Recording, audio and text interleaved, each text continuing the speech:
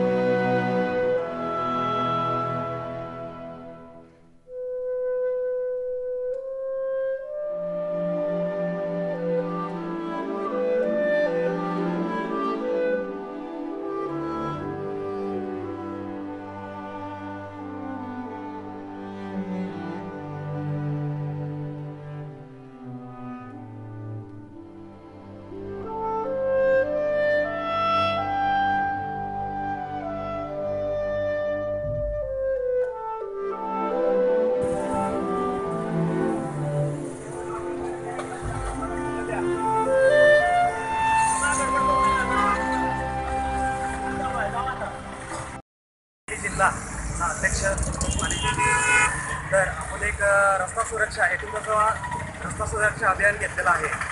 तर या रस्ता सुरक्षेमध्ये अभियानामध्ये आपण सगळ्यांना गुलाबाचं फूल आणि आपल्या जे काही नियमावली आहेत त्या सिग्नलला थांबून प्रत्येक सिग्नलला थांबून आपण आपले जे सगळे सारथी बंधू आहेत त्यांना एकत्र घेऊन आपण हा कार्यक्रम घेतलेला आहे।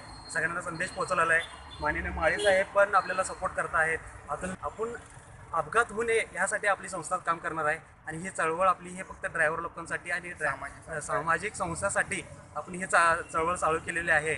तर माझा एक सगळ्यांना संदेश आहे की सगळ्यांनी सीटबेल्ट वापरावे, हेल्मेट वापरावे टू व्हीलर असताना, किंवा कुठल्याही नियमाचा उल्लंघन न करता आपण मद्यपान न करता गाडी चालू नये ही कळकळीची विनंती आहे। धन्यवाद। बोला। रस्ता सुरक्षा अभियान 2018च्या अंतर्गत सारथी प्रतिष्ठान या संस्थेनं हेल्मेटचा वापर करा, चालकांसाठी, सर्वसामान्यांसाठी, सर्व वाहनधारकांसाठी आज विश्रामबाग चौकात गुलाब पुष्प देऊन पॉम्पलेट्सचं सुद्धा त्याच्यामध्ये माहितीचे पॉम्पलेट्स दिलेले आहेत। माननीय पोलीस अधीक्षक आदरणीय सोहेलजी शर्मा साहेब, अप्पर पोलीस अधीक्षक शशिकांत बोराटे साहेब, वाहतूक शाखेचे प्रभारी अधिकारी अतुल निकम साहेब यांच्या मार्गदर्शनाखाली शहरामध्ये वाहतुकीचं विना अपघात नियंत्रण करण्याचं काम वाहतूक पोलीस कर्मचाऱ्यांच्या मार्फत होत आहे। यामध्ये नागरिकांनी सहकार्य करावं, हेल्मेटचा वापर करावा, विना लायसन्स वाहन चालवू नये, ट्रिपल सीट रॅश ड्रायव्हिंग करू नये यासाठी आम्ही प्रत्येक ठिकाणी आमचं प्रबोधन सुरू आहे।